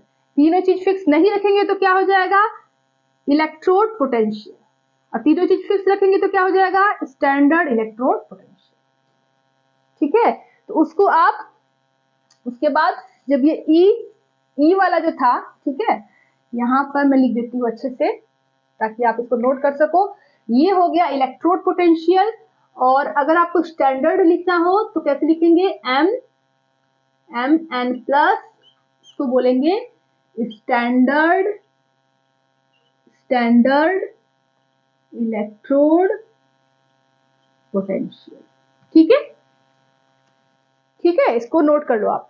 अब यहां पर आते हैं, ठीक है, यहां पर अब आते हैं रिडक्शन वाले पार्ट में। यहां तक समझ में आ रहा है, चलो। Reduction potential, sorry, reduction reaction क्या है, इसको आप electrode potential of oxidation half cell कहेंगे। यहाँ पे लिख लेना ऑक्सीडेशन हाफ सेल, या आप इलेक्ट्रोड पोटेंशियल ऑफ जिंक या जो भी मेटल आपने लिया है वो भी आप कह सकते हैं। ठीक है, यहाँ पे जनरल फॉर्मूला लिखा है मैंने मेटल का M। रिडक्शन रिएक्शन में क्या हो रहा था कि आपका ये हो जाएगा इलेक्ट्रोड पोटेंशियल, किसका क्या हो रहा है, यहाँ पर रिडक्शन हो रहा है, Mn+ ऑब्लिक M में कन्वर्ट हो रहा है, इसको बोलेंगे electrode potential of right cell, electrode potential of right cell, electrode potential of reduction cell, ये भी कर सकते हो, वो भी कर सकते हो, ठीक है, क्योंकि राइट वाले में रिडक्शन हो रहा था कॉपर और कॉपर सल्फेट वाले में, ठीक है। तो इसको हम इलेक्ट्रोड पोटेंशियल को हम ऐसे मेजर करेंगे। अब यहाँ पर Mn प्लस से 0 हो रहा है, यहाँ पर कुछ समथिंग नंबर होगा, यहाँ पे 0 है मतलब रिडक्शन हो रहा है। इस चीज को बिल्कुल ध्यान से आप याद रखिएगा, बच्चे इसमें बहुत कंफ्यूज होते हैं। तो ये हो गया। अब E0 कर दो यहाँ पे, standard electrode potential, standard electrode potential, सब कुछ यहाँ फिक्स कर दिया, टेम्परेचर, कंसंट्रेशन और प्रेशर। तो ये हो गया आपका standard electrode potential of reduction half cell या राइट हाफ सेल, ठीक है। जैसे आपको अगर कॉपर वाला एग्जांपल लेके मैं बता दूं, जैसे कॉपर क्या हो रहा था, कॉपर प्लस प्लस 2 इलेक्ट्रॉन ले रहा था और किस पे कन्वर्ट हो रहा था, कॉपर में। तो इसका अगर आपको लिखना हो ये वाला इलेक्ट्रोड पोटेंशियल और स्टैंडर्ड इलेक्ट्रोड पोटेंशियल, तो कैसे लिखेंगे? अरे भाई कुछ नहीं करना है, बहुत आसान है। यहाँ पे देखो, यहाँ बता देती हूँ, ठीक है, दिखाई दे रहा है ना आपको? अच्छा यहाँ देख लीजिए, यहाँ पर, यहाँ देख लीजिए। तो यहाँ पे सबसे पहले इलेक्ट्रोड पोटेंशियल बता रही हूँ, ई क्या हो रहा है, Cu प्लस प्लस Cu में कन्वर्ट हो रहा है, Cu प्लस प्लस किस में कन्वर्ट हो रहा है, Cu में। तो ये क्या हो जाएगा, इलेक्ट्रोड पोटेंशियल ऑफ कॉपर या रिडक्शन हाफ सेल या कॉपर रॉड वाला हाफ सेल, ठीक है, या राइट वाला हाफ सेल। और स्टैंडर्ड क्या हो जाएगा, E0 Cu plus plus oblique Cu S E P, standard electrode potential. इस तरह से आप नोट करेंगे, ठीक है। अब इसको नोट करना है तो नोट कर लो। तो स्टूडेंट्स, तो लेफ्ट वाले हाफ सेल में ऑक्सीडेशन की प्रोसेस हो रही थी, तो वहां पर जो इलेक्ट्रोड पोटेंशियल आएगा उसको हमने इस तरह से रिप्रेजेंट किया है, EM oblique M N plus, ठीक है। तो उस इलेक्ट्रोड पोटेंशियल को हम ऑक्सीडेशन पोटेंशियल कहेंगे, क्योंकि वो ऑक्सीडेशन हाफ सेल में हो रहा है। Is that clear? और जो आपका स्टैंडर्ड इलेक्ट्रोड पोटेंशियल होगा, स्टैंडर्ड इलेक्ट्रोड पोटेंशियल उस ऑक्सीडेशन हाफ सेल का, उसको हम बोलेंगे स्टैंडर्ड ऑक्सीडेशन पोटेंशियल। आगे बात समझ में? तो लेफ्ट वाले में क्या हो रहा था, ऑक्सीडेशन हो रहा था, तो वहां पर जो इलेक्ट्रोड पोटेंशियल डेवलप हो रहा है उसको हम ऑक्सीडेशन पोटेंशियल भी तो कह सकते हैं, या अगर आपने स्टैंडर्ड कंडीशन रखा है तो उसको हम स्टैंडर्ड ऑक्सीडेशन पोटेंशियल कह सकते हैं। Is that clear? ठीक है। और अगर रिडक्शन वाला केस है तो उसके इलेक्ट्रोड पोटेंशियल को हम रिडक्शन पोटेंशियल कहेंगे, मतलब राइट वाले केस में जो इलेक्ट्रोड पोटेंशियल डेवलप हो रहा है उसको रिडक्शन पोटेंशियल कहेंगे, स्टैंडर्ड कंडीशन में उसको स्टैंडर्ड रिडक्शन पोटेंशियल कहेंगे। आगे बात समझ में? राइट वाले को रिडक्शन पोटेंशियल, लेफ्ट वाले को ऑक्सीडेशन पोटेंशियल। ओके, आगे देखो, यहाँ पे एक एग्जांपल है, ये जिंक है, ये जिंक प्लस में कन्वर्ट हो रहा है, प्लस प्लस में, और 2 इलेक्ट्रॉन को रिलीज कर रहा है, मतलब ये क्या हो रहा है, यहाँ पर ऑक्सीडेशन हो रहा है। तो इसका जो स्टैंडर्ड ऑक्सीडेशन पोटेंशियल है उसको कैसे लिखोगे, E not Zn oblique Zn plus plus, ये कितना है, स्टैंडर्ड है, ये फिक्स है, स्टैंडर्ड वाला फिक्स होता है, लेकिन इलेक्ट्रोड पोटेंशियल अगर आप सिंपली निकालोगे तो वो कंसंट्रेशन, टेम्परेचर, प्रेशर और आयंस पर डिपेंड करता है, उसको वैरी करोगे तो वो भी वैरी होगा। लेकिन अगर आपने स्टैंडर्ड कंडीशन रखा है, टेम्परेचर फिक्स रखा है, प्रेशर फिक्स रखा है, कंसंट्रेशन फिक्स रखा है, तो वहां पर जो स्टैंडर्ड कंडीशन में जो इलेक्ट्रोड पोटेंशियल आएगा वो किसी भी रॉड के लिए फिक्स होगा, वो चेंज नहीं होगा, किसी भी इलेक्ट्रोड के लिए वो फिक्स होगा, इसलिए इसका नाम है स्टैंडर्ड इलेक्ट्रोड पोटेंशियल। आगे बात समझ में? जैसे आपने जिंक का आपने निकाला था ना, जिंक का इलेक्ट्रोड पोटेंशियल, तो मैंने आपसे कहा ना कि वो वैरी होता है, फैक्टर्स पे डिपेंड करता है। लेकिन अगर आपने स्टैंडर्ड कंडीशन ले लिया, सब कुछ फिक्स रखा, और उस केस में आपने इलेक्ट्रोड पोटेंशियल निकाला, तो उसको बोलेंगे स्टैंडर्ड इलेक्ट्रोड पोटेंशियल। तो वो वैरी नहीं करेगा, वो फिक्स ही होगा। जैसे कि आपका जिंक का जब ऑक्सीडेशन होता है तो वहां पर जो स्टैंडर्ड इलेक्ट्रोड पोटेंशियल होता है वो प्लस 0.76 वोल्ट होता है, इसको हम बोलेंगे स्टैंडर्ड ऑक्सीडेशन पोटेंशियल, ठीक है। लेकिन सपोज दैट, लेकिन हमने क्या किया कि जिंक आयन 2 इलेक्ट्रॉन को लेकर जिंक में कन्वर्ट हो गया, ये भी पॉसिबल है। अब भाई ये पॉजिटिव है, ये नेगेटिव है, और ये अपने आप को न्यूट्रलाइज करने के लिए 2 इलेक्ट्रॉन को ले लिया और खुद मेटल में कन्वर्ट हो गया। तो यहाँ पर क्या हो रहा है, रिडक्शन हो रहा है। एक्चुअली में होता यही है, होगा यही, लेकिन एग्जामिनर थोड़ा घुमा फिरा के क्वेश्चन आपको एग्जाम में देगा, ऐसा नहीं कि सीधे सीधे उठा के दे दिया, थोड़ा सा टर्न ट्विस्ट करके देगा एग्जामिनर। तो यहाँ पर हो सकता है कि ये चीज एग्जामिनर ने दे दिया, ये ना देके ये चीज दे दिया, तब तो आप सोचने लगोगे कि भैया टीचर तो पढ़ाए थे कि जिंक जो है वो ऑक्सीडेशन रिएक्शन को शो कर रहा था, ये आप उसका ऑक्सीडेशन पोटेंशियल था, तो फिर ये कहाँ से आ गया, आप यही सोचने लगोगे ना। इसलिए मैं आपको यहाँ पर बता रही हूँ कि वो दिक्कत आपको फ्यूचर में ना हो। ठीक है, एग्जामिनर ऐसे भी आपको उठाकर दे सकता है, ना कि ऐसे। ये तो सीधा सीधा हो गया, ये तो सबको समझ में आ रहा है। लेकिन हो सकता है कि जिंक प्लस प्लस 2 इलेक्ट्रॉन को लेकर जिंक में कन्वर्ट हो जाए। एग्जामिनर ने क्या किया, एग्जामिनर ने कि इसको पलट दिया, तो यहाँ पर तो रिडक्शन हो रहा है ना। तो यहाँ पर जो आपका स्टैंडर्ड रिडक्शन पोटेंशियल अब यहाँ पर देखेंगे, ना कि आप ऑक्सीडेशन पोटेंशियल को देखेंगे। यहाँ पर तो ऑक्सीडेशन हो रहा था, यहाँ पे रिडक्शन हो रहा है। तो यहाँ पर Zn प्लस प्लस जिंक में कन्वर्ट हो रहा है, 2 से 0 में जा रहा है, 2 से 0 में चार्ज जा रहा है, तो यहाँ पे रिडक्शन हो रहा है। तो यहाँ पे इसका रिडक्शन, स्टैंडर्ड रिडक्शन पोटेंशियल को आप देखेंगे, और यहाँ पर जो ऑक्सीडेशन पोटेंशियल था उसका ठीक उल्टा रिडक्शन पोटेंशियल हो जाएगा। मतलब प्लस 0.76 इसका स्टैंडर्ड ऑक्सीडेशन पोटेंशियल मेजर करके निकाला गया है। तो इसका जो स्टैंडर्ड रिडक्शन पोटेंशियल है वो अपोजिट हो जाएगा, बस कैसे, नेगेटिव साइन लगा देंगे तो आ जाएगा स्टैंडर्ड रिडक्शन पोटेंशियल। आगे बात समझ में, देखो ये जो चीज है आपने इस चीज को पढ़ा, अच्छे से समझ लिया, तो एग्जामिनर इतना इजी तो नहीं देगा ना। अगर आप कंपटीशन की तैयारी कर रहे हैं तो रेगुलर एग्जाम में तो ये दे भी सकता है आसान वाला, लेकिन कंपटीशन में नीट जेईई वगैरह आप कर रहे हो तो वहां पर थोड़ा सा ये ट्विस्ट कर देगा। करेगा क्या कि आपको इस तरह से दे देगा, इस तरह से, ठीक है, E0 Zn plus plus oblique Zn की वैल्यू इतनी दी हुई है, ईएमएफ ऑफ सेल निकालिए। तो आप सोचने लगोगे कि भाई टीचर ने तो हमें पढ़ाया है कि जिंक से जिंक प्लस प्लस बनता है, ऑक्सीडेशन होता है, उसकी वैल्यू इतनी आती है, तो ये उल्टा क्यों दे दिया एग्जामिनर ने? कहीं एग्जामिनर प्रिंट करने में तो गलती नहीं कर दिया, कहीं उसने छापने में तो कोई गलती नहीं कर दिया? नहीं, उसने छापने में गलती नहीं किया है, उसने थोड़ा सा ट्विस्ट किया है। उसने क्या किया है कि ऑक्सीडेशन पोटेंशियल की जगह पर रिडक्शन पोटेंशियल दे दिया है। उसने ऑक्सीडेशन पोटेंशियल की जगह पे रिडक्शन पोटेंशियल को दे दिया है, और वो इतना है। तो आप क्या करेंगे कि जो ऑक्सीडेशन पोटेंशियल होता है उसको अपोजिट रिडक्शन पोटेंशियल कर देंगे, मतलब साइन चेंज कर देंगे। ठीक है, सब कुछ सेम रहेगा, ये वैल्यू जो है ये तो सेम ही रहेगी, बस साइन को चेंज कर देंगे, प्लस से माइनस कर देंगे तो वो रिडक्शन पोटेंशियल हो जाएगा, क्योंकि मेटल तो सेम ही है ना, मेटल तो सेम ही है ना, मेटल चेंज नहीं हो रहा है ना। तो यहाँ पर जो आपका ऑक्सीडेशन पोटेंशियल है, स्टैंडर्ड ऑक्सीडेशन पोटेंशियल, तो इसका साइन चेंज हो जाएगा, वो हो जाएगा रिडक्शन, स्टैंडर्ड रिडक्शन पोटेंशियल। ये चीज आपको एग्जामिनर ने दे दिया, तो अब आप इसका ऑक्सीडेशन, स्टैंडर्ड ऑक्सीडेशन पोटेंशियल कैसे निकालेंगे? एक्चुअली में होता तो यही है, लेकिन एग्जामिनर ने घुमा फिरा के ये दे दिया, तो आप क्या करोगे, इसका स्टैंडर्ड ऑक्सीडेशन पोटेंशियल कैसे निकालोगे? तो यहाँ पे नेगेटिव से पॉजिटिव कन्वर्ट कर दोगे और ये इसका आंसर आ जाएगा। आगे बात समझ में, बस साइन को चेंज कर देंगे। नेगेटिव ये एग्जामिनर ने दिया है, आपको निकालना है स्टैंडर्ड ऑक्सीडेशन पोटेंशियल, इसको साइन चेंज कर दो, प्लस कर दो, आपका स्टैंडर्ड ऑक्सीडेशन पोटेंशियल हो गया।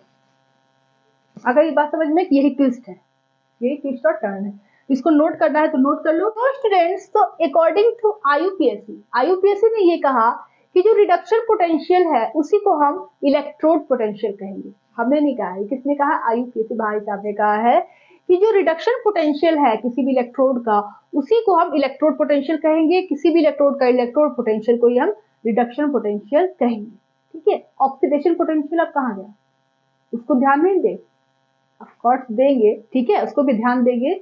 पहले मेरा बात समझिए। पहले आईयूपीएससी ने कहा कि कंफ्यूजन हो रहा था बहुत ज्यादा बच्चों को कि ऑक्सीडेशन पोटेंशियल ले कि रिडक्शन पोटेंशियल ले, कौन सा पोटेंशियल ले, तो उन्होंने कहा कि भाई आप इलेक्ट्रोड पोटेंशियल का मतलब रिडक्शन पोटेंशियल को ही माने। ठीक है, आईयूपीएससी ने कहा कि किसी भी इलेक्ट्रोड का इलेक्ट्रोड पोटेंशियल रिडक्शन पोटेंशियल ही होगा। ठीक है, चाहे ऑक्सीडेशन हो रहा हो चाहे रिडक्शन हो रहा हो, इसको रिडक्शन पोटेंशियल ही कहेंगे। आगे आप ये कहानी न्यूमेरिकल्स कराऊंगी तो पूरा पानी की तरह क्लियर हो जाएगा, इसलिए टेंशन बिल्कुल मत लीजिए। ठीक है, अब यहाँ पे देखो स्टैंडर्ड रिडक्शन पोटेंशियल क्या कहलाएगा? स्टैंडर्ड इलेक्ट्रोड पोटेंशियल कहलाएगा। जैसे ये इलेक्ट्रोड पोटेंशियल क्या कहला रहा है? Reduction potential. Standard electrode potential क्या कहलाएगा? Standard reduction potential. अब यहाँ पर जरा ध्यान से देखो, इसको नोट कर लो। ठीक है, ये आपका मोस्ट इंपॉर्टेंट है, इसी से आपको सारे जो डाउट्स है वो क्लियर हो जाएंगे। स्टैंडर्ड रिडक्शन पोटेंशियल अगर आपका दिया है वैल्यू क्वेश्चन में, स्टैंडर्ड रिडक्शन पोटेंशियल का वैल्यू दिया है तो स्टैंडर्ड ऑक्सीडेशन पोटेंशियल पे नेगेटिव साइन लगा दो, या अगर आपको स्टैंडर्ड ऑक्सीडेशन पोटेंशियल की वैल्यू दी है तो आप स्टैंडर्ड रिडक्शन पोटेंशियल पे नेगेटिव साइन लगा दो। बस इस साइन का खेल है। आप इसी चीज को आप ऐसे भी लिख सकते हो, S minus S R P is equal to S O P, ये भी आप लिख सकते हो। स्टैंडर्ड ऑक्सीडेशन पोटेंशियल किसके बराबर होगा? माइनस स्टैंडर्ड रिडक्शन पोटेंशियल के बराबर होगा। अभी मैंने थोड़ी देर पहले आपको बताया ना, जिंक वाले केस में 0.6 वोल्ट था प्लस में, और आपका ये था आपका स्टैंडर्ड ऑक्सीडेशन पोटेंशियल, ठीक है, और माइनस में था 0.6 वोल्ट आपका स्टैंडर्ड रिडक्शन पोटेंशियल। बस साइन चेंज हो गया, देख रहे हो, स्टैंडर्ड रिडक्शन पोटेंशियल में बस साइन चेंज हुआ है, ठीक है। ऑक्सीडेशन पोटेंशियल प्लस में था, रिडक्शन पोटेंशियल माइनस हो गया। तो यहाँ पर स्टैंडर्ड ऑक्सीडेशन पोटेंशियल प्लस में और माइनस में क्या है? Standard reduction potential. बस माइनस साइन लगा देंगे वहां पे, अगर ये दिया है तो इसमें माइनस लगा दो, अगर ये दिया हुआ है तो इसमें माइनस लगा दो। तो ये फॉर्मूला आपको नोट करना है, ठीक है। अब इसके बाद हम पढ़ेंगे ईएमएफ ऑफ सेल। तो स्टूडेंट्स अब हम पढ़ेंगे ईएमएफ ऑफ सेल। तो ये जो आपका लेफ्ट हाफ सेल है, ये राइट हाफ सेल है, ये पूरा मिलाकर एक कंप्लीट सेल बनेगा और इसका हम फाइंड करेंगे ईएमएफ। ईएमएफ का मतलब electromotive force of this cell, okay. निकालते कैसे है? तो इसका आपका इलेक्ट्रोड पोटेंशियल, इस सेल का जो इलेक्ट्रोड पोटेंशियल होगा, इस सेल का जो इलेक्ट्रोड पोटेंशियल होगा, दोनों को आपने फाइंड किया, उसके बाद फॉर्मूला अप्लाई किया और आपका आ गया ईएमएफ ऑफ सेल, ठीक है। यहाँ पर क्या हो रहा है? लेफ्ट वाले में ऑक्सीडेशन, राइट वाले में रिडक्शन हो रहा है। तो इस तरह से होगा जैसे मैंने आपको बताया है मैंने, ठीक है। इसको एनोड बोलते हैं, इसको कैथोड बोलते हैं। और यहाँ पर इसका जो इलेक्ट्रोड पोटेंशियल है उसकी वैल्यू दी हुई है -0.2 वोल्ट, और इसका जो इलेक्ट्रोड पोटेंशियल है उसकी वैल्यू दी हुई है +1.8 वोल्ट।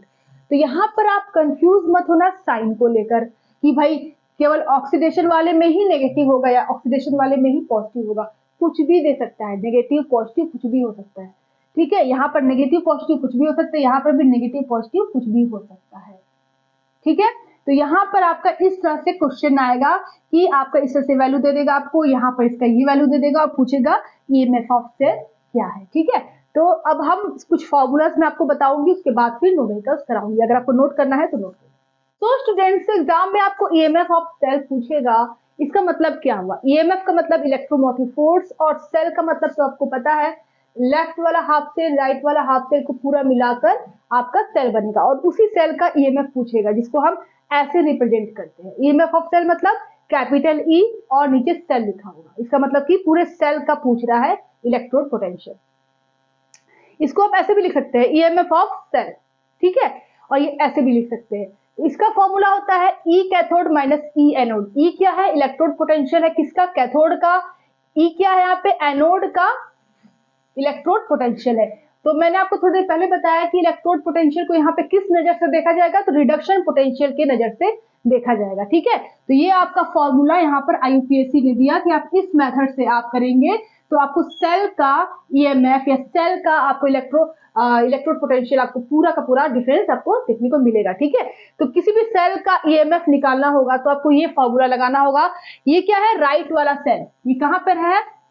कैथोड कहां पर होता है? राइट वाले सेल में, राइट वाले हाफ सेल में कैथोड होता है, और कैथोड में का जो इलेक्ट्रोड पोटेंशियल है वो यहाँ रखेंगे।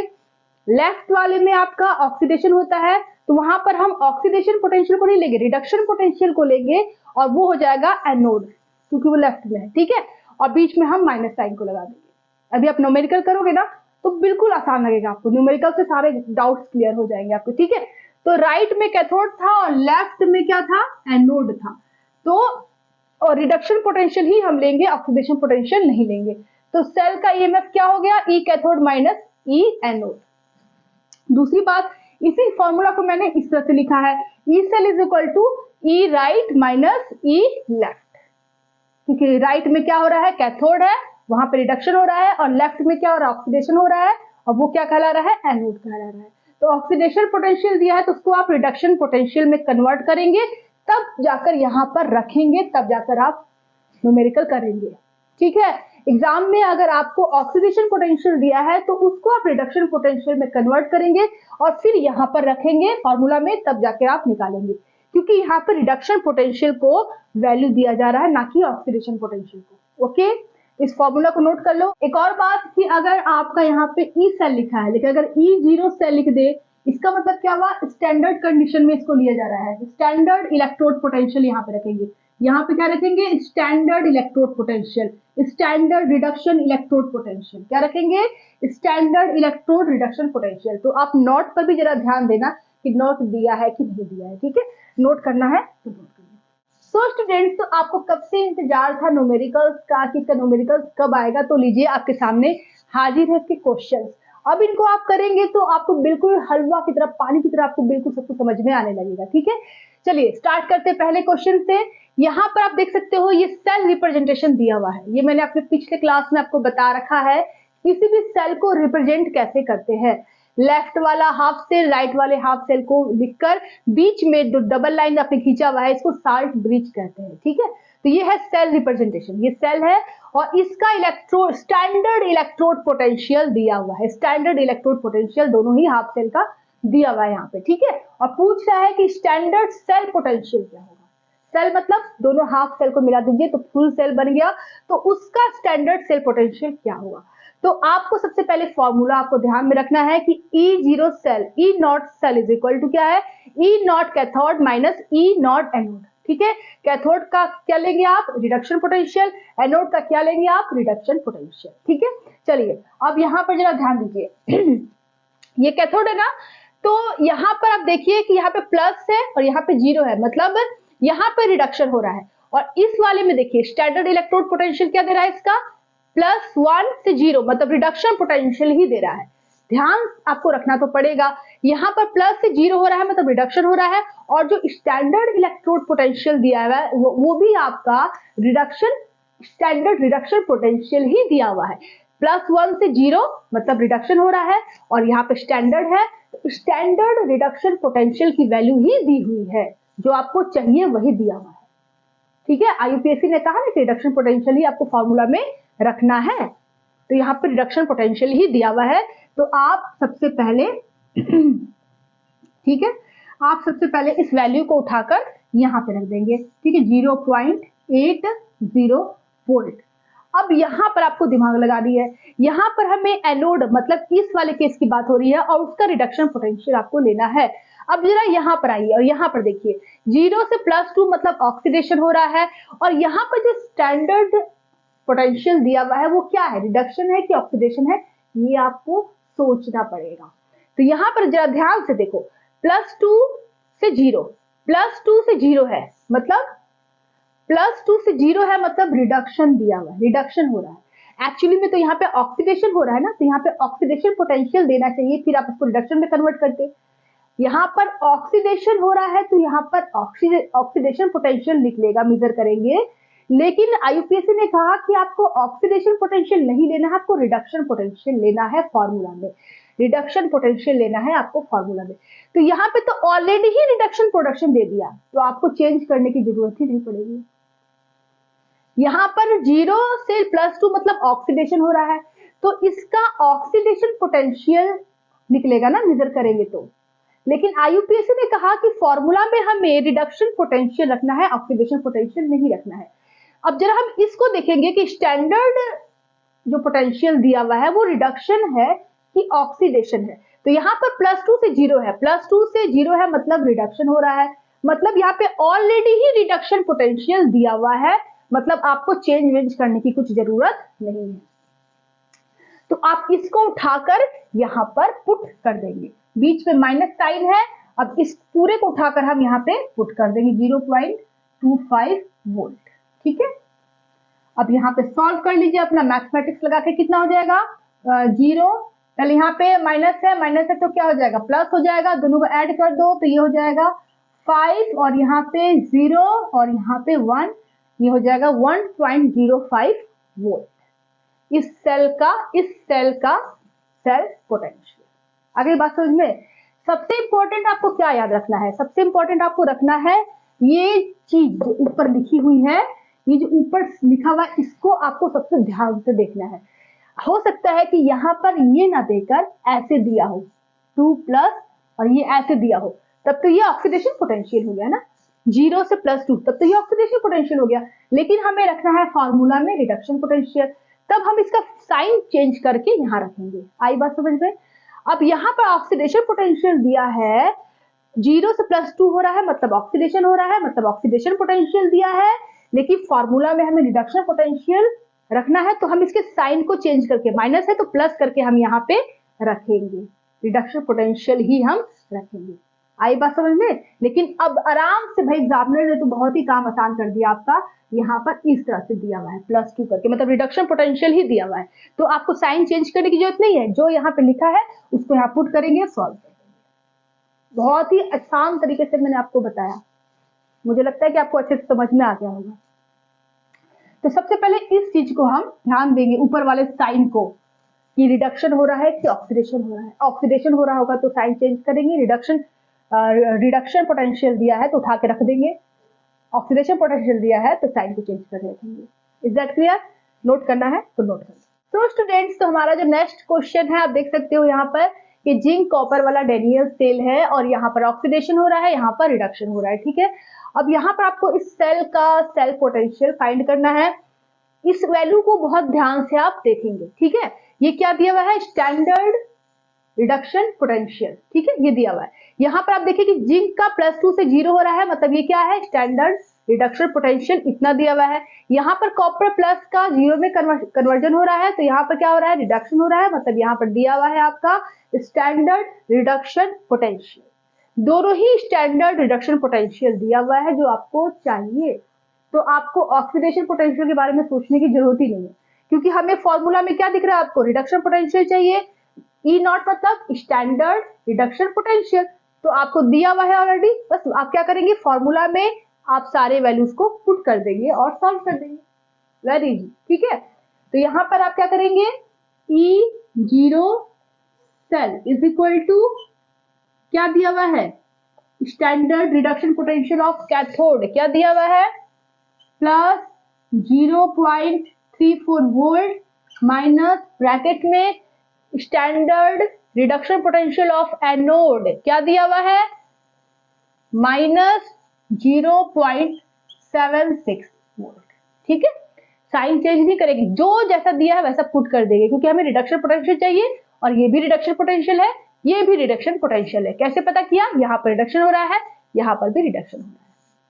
ऊपर भले ही ऑक्सीडेशन हो रहा है, लेकिन पोटेंशियल क्या दिया हुआ है वो आपको ध्यान रखना है कि रिडक्शन पोटेंशियल दिया है कि ऑक्सीडेशन पोटेंशियल दिया है, वो आपको ध्यान से समझना है। इस साइन से आपको पता चलेगा, ठीक है। यहाँ पे +2 से 0 हो रहा है, मतलब रिडक्शन पोटेंशियल यहाँ पे दिया हुआ है। तो मैंने क्या किया? सारा चीज को उठाकर फॉर्मूला में रख दिया, कुछ चेंजिंग वेंजिंग करने की जरूरत नहीं है। अब इसको आप सॉल्व करेंगे तो कितना हो जाएगा आपके? यहाँ प्लस हो जाएगा 4 6 10 0 और यहाँ पर 8 और 3 कितना हो जाएगा? 1.10 वोल्ट, ठीक है, पॉजिटिव। तो ये आपका हो गया इसका आंसर, ठीक है।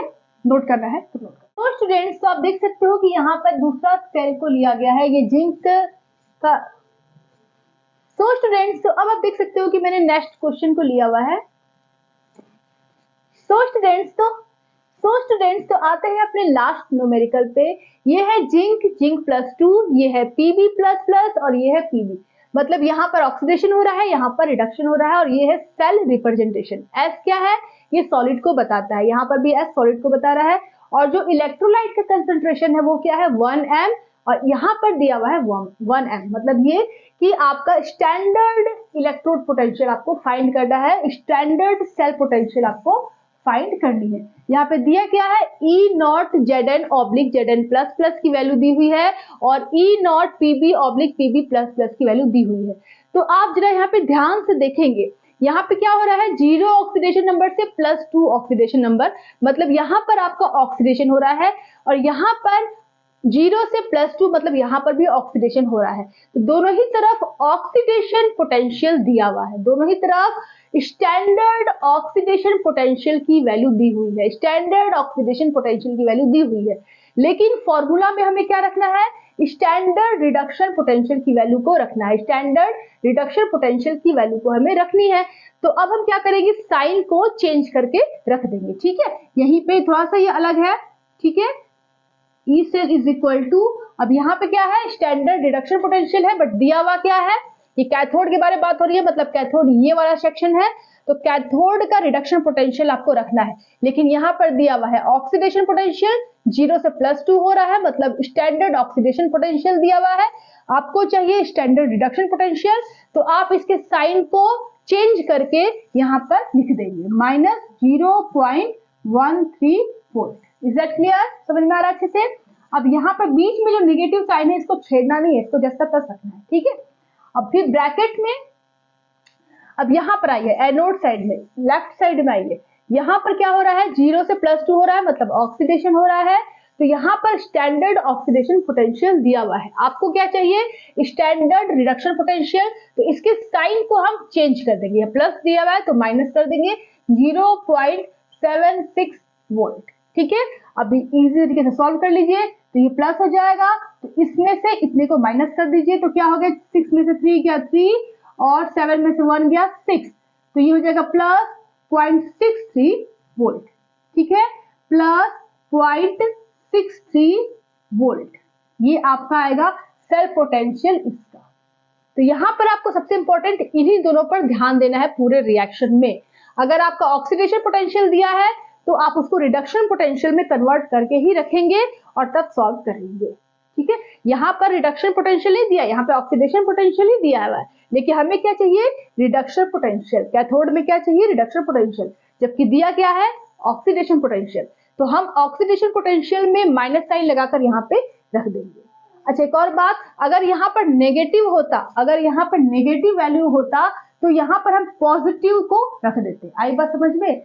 साइन को चेंज करके रख देते। यहाँ पर अगर नेगेटिव दिया होता तो यहाँ पर हम पॉजिटिव को रखते, ठीक है। तो यहाँ पर साइन पर भी जरा आप ध्यान रखिएगा, ठीक है, साइन पर आप ध्यान रखिएगा। ये नहीं कि कैथोड है तो नेगेटिव होगा, एनोड है तो पॉजिटिव होगा, ऐसा कुछ नहीं है। वैल्यू जितना दिया हुआ है इस पर आपको ध्यान रखना है। अगर ऑक्सीडेशन पोटेंशियल दिया हुआ है तो उसको रिडक्शन पोटेंशियल में कन्वर्ट करने के लिए हम साइन को चेंज करेंगे, या तो माइनस को प्लस में करेंगे या तो प्लस को माइनस में करेंगे, ठीक है। अब यहाँ पे वैल्यू को रख देंगे और ये आपका आंसर आ जाएगा। आगे बात समझ में? तो आज की क्लास यहीं तक रहने देते हैं। नेक्स्ट क्लास में हम पढ़ेंगे नर्स इक्वेशन को। तो अगर वीडियो अच्छी लगती है तो प्लीज वीडियो को लाइक करें, हमारे मेहनत को सफल बनाएं, क्योंकि बहुत मेहनत लगती है पढ़ाने में, एनर्जी भी बहुत ज्यादा लगता है। और अगर आप पहली बार मेरे वीडियो को देख रहे हैं, पहली बार मेरे चैनल पर आए हैं, तो please subscribe to my channel for more videos. तो फिर मिलते हैं नेक्स्ट वीडियो में, नेक्स्ट क्लास में। Take care, bye bye.